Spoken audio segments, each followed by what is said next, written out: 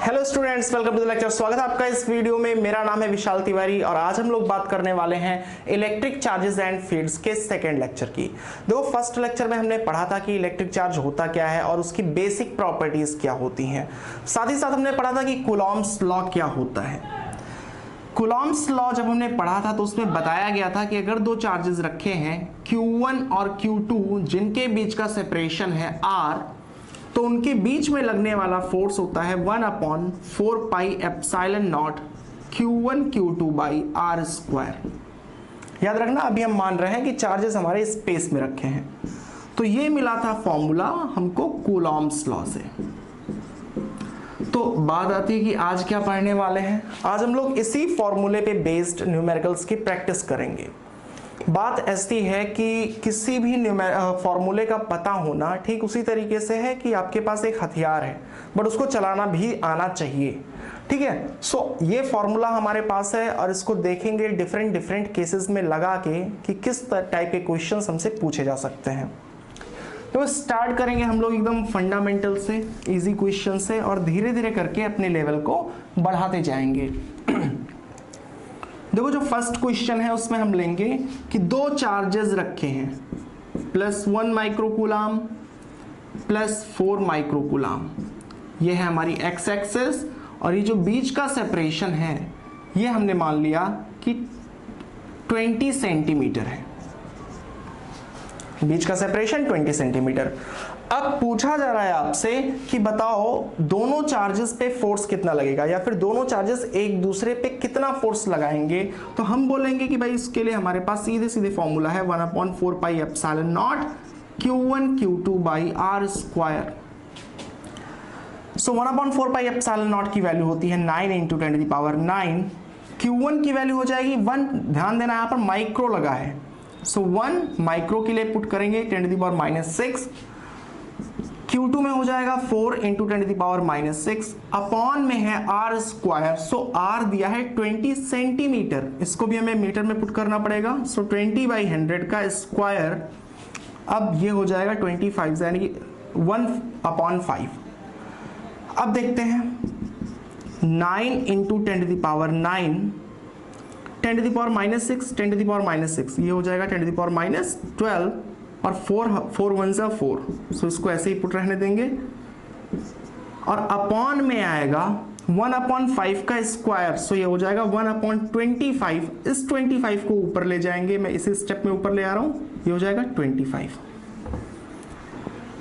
अब कैलकुलेशन की बारी आती है। 25 4 100 और 100 9 900। सो 900 इंटू 10⁻9 और 10⁻⁻12 बचा है, ये आ जाएगा 10⁻3 यानी कि 0.9 न्यूटन। अब हम बोलेंगे कि दोनों चार्जेस एक दूसरे पे कितना फोर्स लगा रहे हैं। 0.9 न्यूटन का फोर्स लगा रहे हैं। चलो वेक्टर के फॉर्म में भी लिख लेते हैं। सपोज दैट ये जो पॉइंट है ये है पॉइंट P और ये वाला पॉइंट है Q। तो हमें पहले लिखना है force on P due to Q।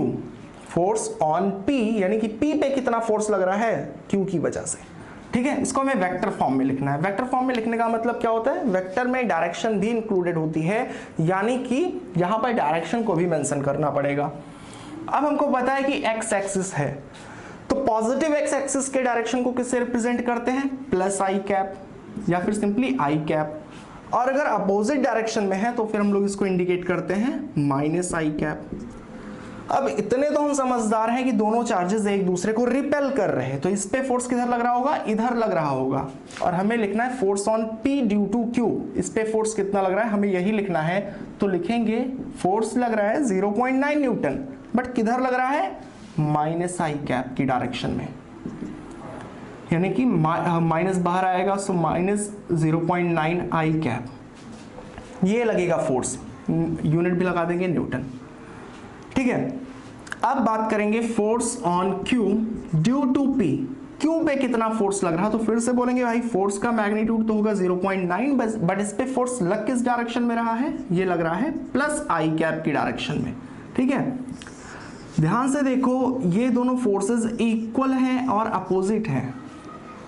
ठीक है, इक्वल क्यों? क्योंकि दोनों की वैल्यू सेम है, 0.9 न्यूटन दोनों पे लग रहा, बट डायरेक्शन अपोजिट है। और यही तो होता है ना न्यूटन का थर्ड लॉ, कि to every action there is an equal and opposite reaction. ये चीज लिख देंगे हम लोग।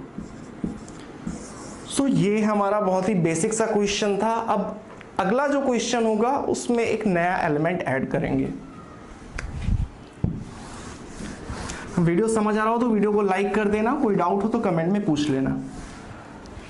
जो हमारा सेकंड क्वेश्चन है, पहले क्वेश्चन में ही कुछ ऐड करेंगे। ये हमारी एक्स एक्सिस थी, यहां पर एक चार्ज रखा था, ये था पॉइंट हमारा P, जिस पे चार्ज रखा था +1 माइक्रोकूलम। यहां पर ये है पॉइंट Q और जिस पे चार्ज रखा है +4 माइक्रोकूलम। दोनों के बीच का जो सेपरेशन था वो हमने लिया था 20 सेंटीमीटर। तो ऐड क्या कर रहे हैं, अब की बार आपके पास एक चार्ज है +2 माइक्रोकूलम का, आपके पास एक चार्ज है और मैं आपसे बोल रहा हूं कि आप इस चार्ज को ऐसी जगह पुट करो जिससे इस पे कोई फोर्स ना लगे। देखो एक चीज तो पक्की है कि आप इसको कहीं भी रखोगे ये भी फोर्स लगाएगा और ये भी फोर्स लगाएगा, यानी कि दो फोर्स तो लगने पक्के हैं।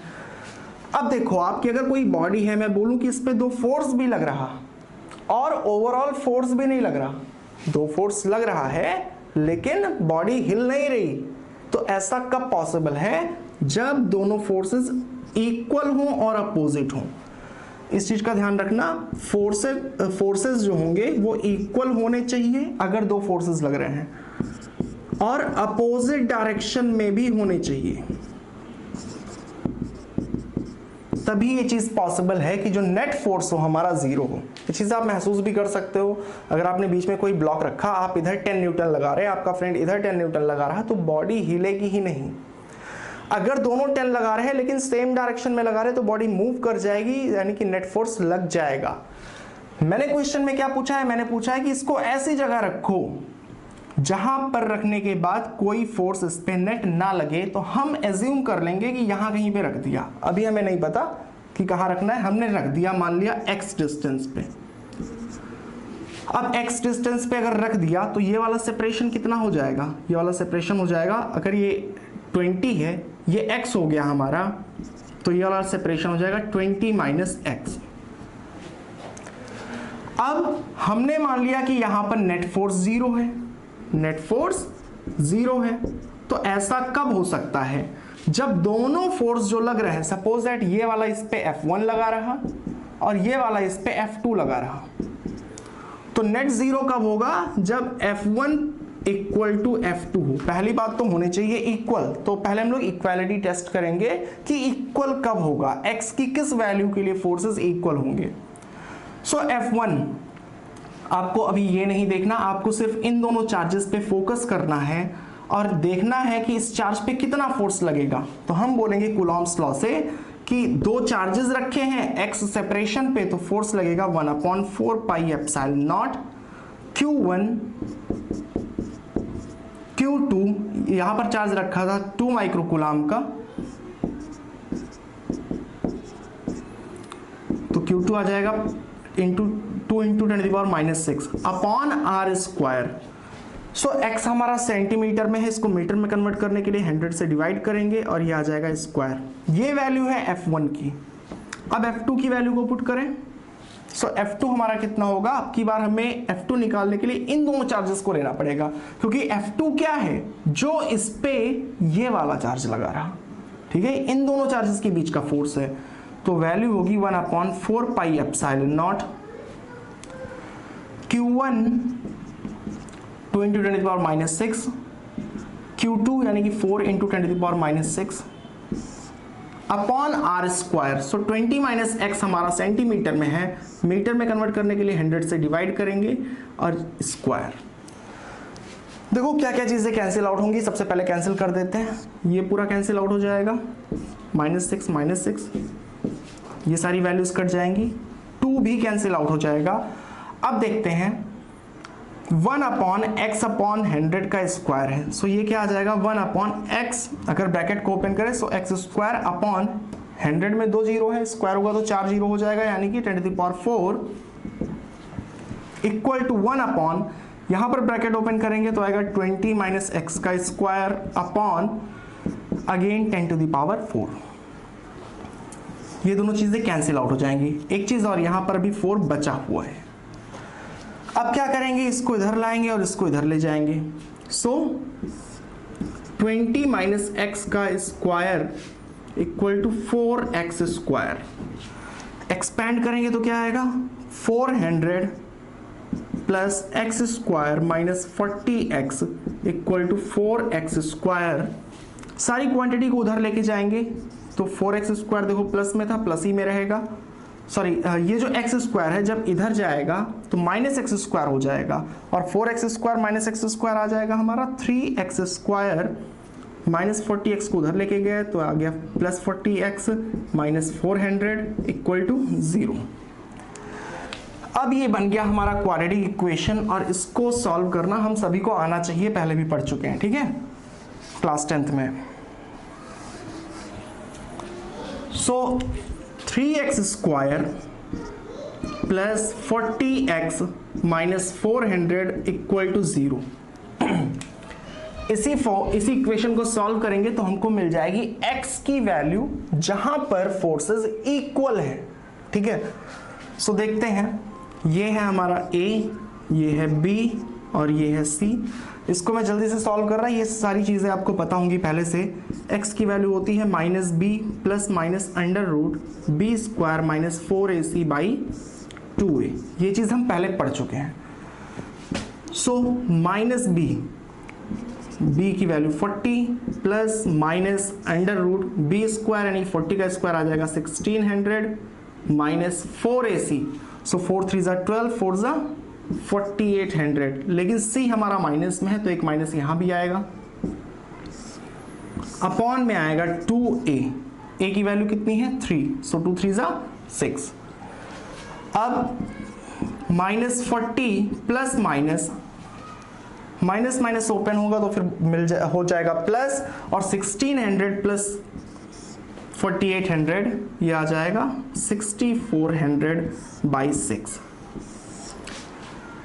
यानी कि माइनस 40 प्लस माइनस, अब 6400 का जो अंडर रूट होता है वो होता है 80, ठीक है, 88 जा 6400 अपॉन 6। अभी जो प्लस माइनस का साइन है, एक बार हमको प्लस लेना है एक बार माइनस लेना है, तो चलो यहां पर हम लेंगे प्लस और यहां पर लेंगे माइनस। जब प्लस लेंगे तो वैल्यू हमारी आएगी 40 बाई 6, यानी कि x की वैल्यू आ गई 20 बाई 3 सेंटीमीटर। ठीक उसी तरीके से अगर माइनस लेंगे तो आएगा माइनस 40 माइनस 80 बाई 6, यानी कि माइनस 120 बाई 6, और ये आ जाएगा x की वैल्यू माइनस 20। देखो स्टार्टिंग में हमने क्या किया था, यहां पर x की 2 वैल्यू मिली है। हमने तो यहां पर एक ही पॉइंट इमेजिन किया था, x की 2 वैल्यू मिल रही हैं। हमने जो इक्वेशन पुट किया था, ध्यान करो आप, हमने लिखा था F1 इक्वल टू F2। हमें वो पॉइंट्स निकालने थे जहां पर फोर्सेस इक्वल होते, ठीक है। तो अब हमारे पास ऐसे पॉइंट्स हैं जहां पर फोर्सेस इक्वल होंगे, और अब हम लोग बात करेंगे कहां पर फोर्सेस अपोजिट भी होंगे, क्योंकि सिर्फ इक्वल होना ही काफी नहीं है। अगर आप और आपका फ्रेंड सेम डायरेक्शन में फोर्स लगा दिए तो नेट फोर्स 0 नहीं होगा, और हमको निकालना है कि नेट फोर्स 0 हो, ठीक है। सो इक्वल वाले पॉइंट्स तो मिल गए। एक है प्लस, थोड़ा सा साफ बना लेता हूं, दोनों चार्जेस रखे थे। एक पॉइंट यहां पर है जिसका सेपरेशन है 20 बाई 3 सेंटीमीटर, और जो दूसरा वाला पॉइंट है वो है हमारा माइनस 20, यानी कि यहां कहीं पर है। तो अब इन दोनों पॉइंट में, सपोज दैट ये है x ये है y, इन दोनों पॉइंट में कौन सा वो पॉइंट होगा जहां पर फोर्स 0 हो जाएगा। तो ध्यान दो, अगर हम लोग +2 माइक्रोकूलम को यहां रखेंगे, अगर हमने +2 माइक्रोकूलम को यहां रखे तो फिर ये भी हमारा प्लस चार्ज है, ये भी हमारा प्लस चार्ज है। ये फोर्स किधर लगाएगा, इस पे फोर्स लगाएगा इधर, दूर जाओ, ठीक है। और ये वाला जो चार्ज है ये भी प्लस है, ये भी प्लस है, तो इधर ही लगाएगा। तो यहां पर फोर्सेस इक्वल तो हैं बट सेम डायरेक्शन में है। ठीक है, तो यहां पर एफ नेट 0 नहीं हो सकता।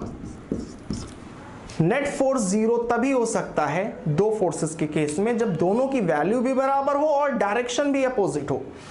चलो यहां पर हम लोग देखते हैं कि अगर यहां पर चार्ज को रख दें तो ये प्लस वाला इसको इधर ढकेलेगा और ये प्लस वाला इसको इधर धकेलेगा, तो यहां पर नेट फोर्स की वैल्यू आ जाएगी 0। तो हमारा आंसर क्या होगा? हमारा आंसर होगा कि x की वैल्यू होनी चाहिए 20/3 सेंटीमीटर। याद रखना यहां पर जो माइनस साइन है, माइनस साइन का मतलब ओरिजिन से अपोजिट डायरेक्शन। ठीक है, सो आई होप कि आपको ये क्वेश्चन समझ आया है। अगर आ गया है तो बहुत अच्छी बात है, और इसी बात पे वीडियो को लाइक कर दो, चैनल को सब्सक्राइब कर दो। बढ़ते हैं एक अगले वैरायटी की तरफ। आगे बढ़ने से पहले हम लोग इसी क्वेश्चन में एक छोटा सा चेंज और देख लेते हैं।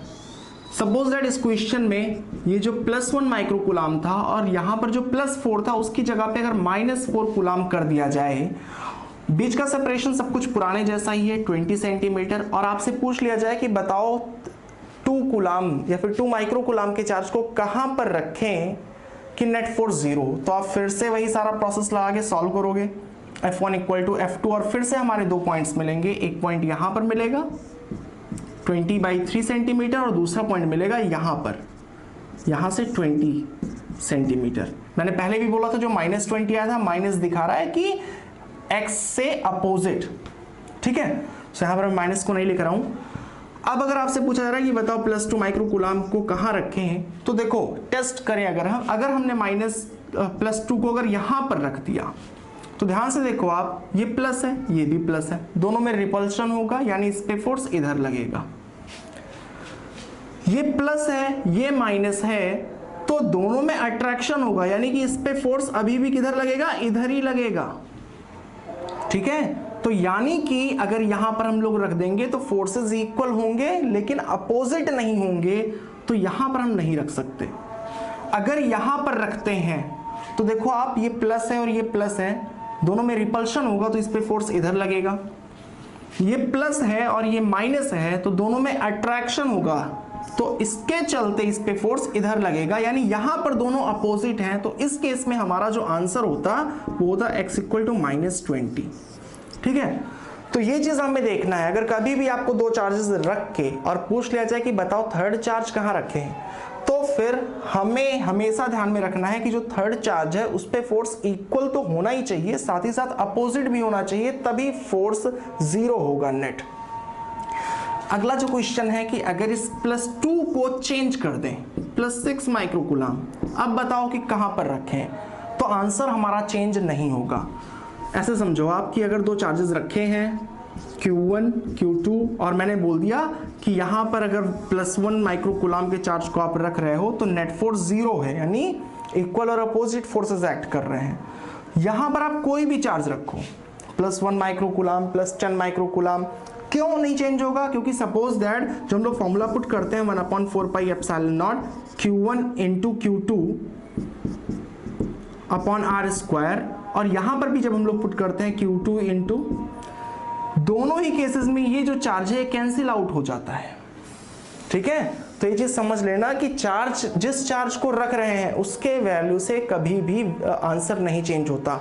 इस चार्ज को अगर हम लोग चेंज कर भी दें, 2 माइक्रो कूलाम की जगह से 40 माइक्रो कूलाम कर दें, तो भी आंसर हमारा यही होगा। लोकेशन सिर्फ इन दोनों चार्जेस पे डिपेंड करती है। ठीक है, कि इन दोनों चार्जेस की वैल्यू क्या है और सेपरेशन क्या है। ठीक है, क्वेश्चन में पूछा गया थर्ड चार्ज कहां रखें, तो थर्ड चार्ज की वैल्यू पे आंसर नहीं डिपेंड करता। ये चीज आप ध्यान में रखना। सारी बातें तो हमको डिटेल में समझ में आ गई कि हमें चार्ज कहां रखना है, कैसे निकालना है। अब कुछ तरीके भी सीख लेते हैं कि अगर आपसे कोई डायरेक्ट पूछ ले कि आप बिना पेन उठाए बताओ कि थर्ड चार्ज को किस जगह रखना चाहिए। देखो मैं दो केसेस ले रहा हूं। पहले केस में एक है +4 माइक्रो कूलाम और दूसरा है -2 ले लेते हैं, -2 माइक्रो कूलाम। ये फर्स्ट केस है। सेकेंड वाले केस में है +4 माइक्रो कूलाम +2 माइक्रो कूलाम।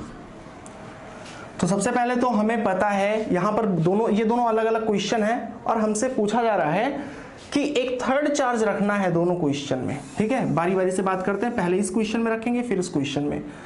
तो बताओ कहां पर रखें उस चार्ज को। अभी हमें एग्जैक्ट डिस्टेंस नहीं जानना, हमें सिर्फ गेस लगाना है कि चार्ज को कहां रखा जाएगा।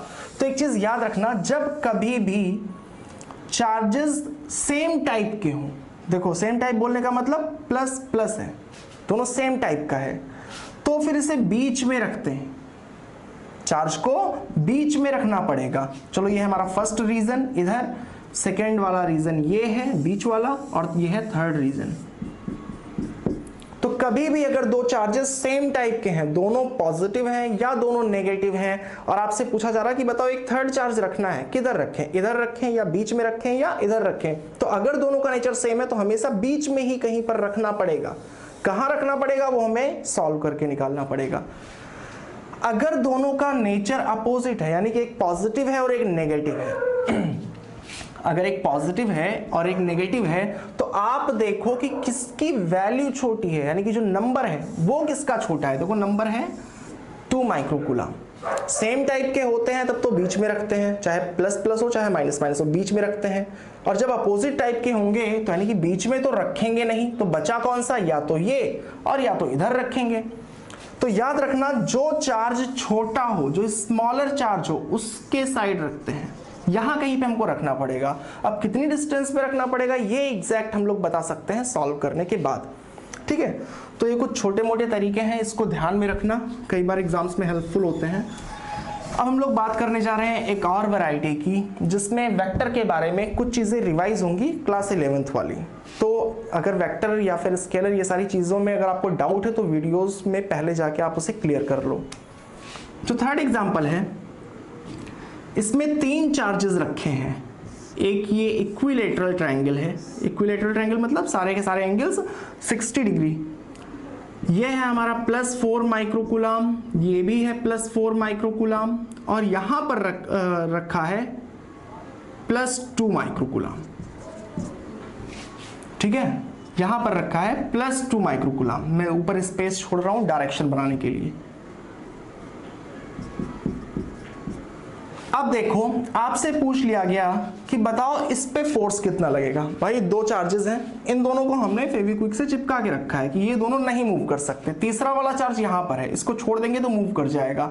ठीक है, तो इस पे फोर्स ये भी लगाएगा। किधर लगाएगा, तो आप बोलोगे पॉजिटिव पॉजिटिव है, यानी कि इधर लगाएगा। ठीक है, कोई भी चीज अगर 2 चार्जेस हैं तो अट्रैक्ट करेंगे तो या तो सीधे अपनी तरफ सेंट्रल फोर्सेस होते हैं। ठीक है, या सेंट्रल फोर्स बोलने का मतलब कि 2 चार्जेस हैं जो लाइन ज्वाइन कर रही, उसी के अकॉर्डिंग फोर्स लगेगा, उसी के अलॉन्ग।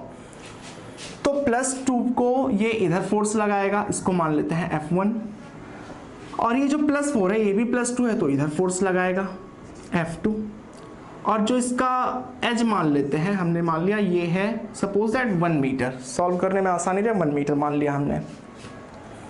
अब एक चीज आप देखना, अगर आप कोई भी वैल्यू चेंज कर दी जाए, सपोज दैट यहां पर +4 की जगह पे अगर -4 रख दिया जाए, तो आपको समझना है कि ये प्लस हो गया ये माइनस हो गया, तो माइनस वाला इस प्लस को क्या करेगा, बुलाएगा, यानी कि फोर्स F2 इधर लग जाएगा। ठीक है, तो वो डिफरेंट क्वेश्चन में आप प्रैक्टिस करिए, जितनी प्रैक्टिस उतना बेहतर।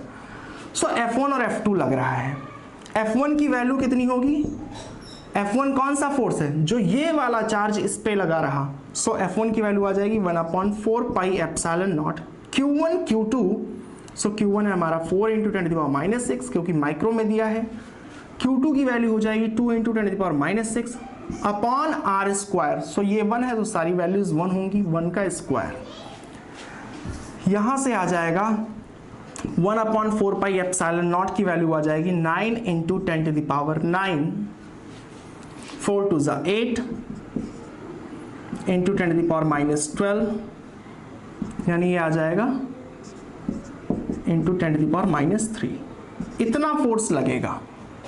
अब F2 कितना लगेगा, तो जिन लोगों ने ध्यान दिया होगा F2 सेम ही लगेगा। क्यों भाई, चार्जेस सेम ही तो हैं, +4 +2, +4 +2, चार्जेस सेम ही तो हैं तो वैल्यू तो फिर से बराबर होगी ना। तो चाहो अगर आपका मन कर रहा तो फिर से लिख के इक्वल लिख लो, मैं यहां पर डायरेक्ट लिख रहा हूं 72 × 10⁻³ न्यूटन। तो इस चार्ज पे 2 फोर्स लग रहा है, ये इधर लगा रहा, ये इधर लगा रहा। अब सीधी सी बात है, अगर ये 60 डिग्री है तो ये भी होगा 60 डिग्री। आपसे पूछ लिया गया कि बताओ इस पे नेट फोर्स कितना लगेगा। तो अब नेट फोर्स निकालने के लिए आपको वेक्टर्स आना चाहिए। फोर्स एक वेक्टर क्वांटिटी है। अब जब वेक्टर पढ़ते हैं तो उसमें बताया जाता है कि अगर ये है वेक्टर ए, ये है वेक्टर बी, तो इन दोनों के चलते जो रिजल्टेंट होता है वो होता है √a² + b² + 2ab cos theta. आपको अगर ये नहीं पता तो इसको इसी वक्त पढ़ लो, इसका यूज बहुत बार आएगा, ठीक है। जहां पर a और b जो है न्यूमेरिकल वैल्यू है, मैं इसको डायरेक्ट पुट करूंगा। हमको निकालना है net force. So net force निकालने के लिए हम पुट करेंगे √F1 का square, F1² + F2² + 2F1 F2 cos theta. अब हम मान लेंगे कि F1 = F2 = F। देखो हम देख भी सकते हैं ना कि जितना F1 आया है उतना ही F2 आया है, तो हम लोगों ने F1 F2 की जगह पे लिख लिया F। अब ये और सिंपल हो गया। F1² मतलब ये हो गया F² + F² + 2F × F दोनों के बीच का एंगल होगा cos 60। अब cos 60 की वैल्यू कितनी होती है 1/2। सो F² + F² + 2F² × 1/2, ये कट जाएगा। इसके बाद मैं यहां पर लिख रहा हूं F² + F² + F² यानी कि √3F², ये आ रहा है हमारा नेट फोर्स। F² को बाहर निकालेंगे तो आ जाएगा F और अंदर बचेगा F√3, ठीक है। अब F की वैल्यू है कितनी, F की वैल्यू अगर हम लोग ऊपर से पुट करें तो आएगा 72 × 10⁻³ इनटू इस √3 को भी मल्टीप्लाई करना पड़ेगा। सो ओवरऑल आंसर आ जाएगा 72 √3 × 10⁻³। ठीक है, ये आएगी वैल्यू, यानी कि F इधर लग रहा, F इधर लग रहा, दोनों तो इन दोनों का रिजल्टेंट आएगा F√3 और F की वैल्यू हमने कैलकुलेट कर ली थी 72 √3। अगर डायरेक्शन में इंडिकेट करना होता, अगर ये x एक्सिस होता अपवर्ड y और आपके मोबाइल की स्क्रीन के बाहर z, तो ये चीज हमें पता है कि अगर दो वेक्टर्स सेम हो, सेम होने का मतलब अगर वैल्यू सेम है तो फिर जो रिजल्टेंट होगा वो उनके बीच से आता है, रिजल्टेंट उनके बीच से जाएगा। तो यहां पर एक इधर लग रहा है, एक इधर लग रहा है, दोनों की वैल्यू सेम है, तो जो रिजल्टेंट होगा वो इधर लगेगा। ये है हमारा F नेट। तो अगर हमको लिखना हो वेक्टर के फॉर्म में तो लिख सकते हैं F नेट = 72 √3 × 10⁻³ और ये x एक्सिस है, ये y एक्सिस है, तो यानी कि J। देखो ये मेरी एक कोशिश थी डिफरेंट क्वेश्चंस को दिखाने की। अब आपसे जितना भी एग्जांपल आप ढूंढ पाओ, जितनी भी बुक्स आपके पास हो, उसमें सर्च करो कि कौन से क्वेश्चंस को आप कूलॉम्स लॉ पे लगा सकते हो। जितनी ज़्यादा प्रैक्टिस उतना बेहतर। अब आने वाले वीडियोस में हम लोग इससे आगे बढ़ेंगे और नया टॉपिक सीखेंगे। अब तक के लिए बाय बाय।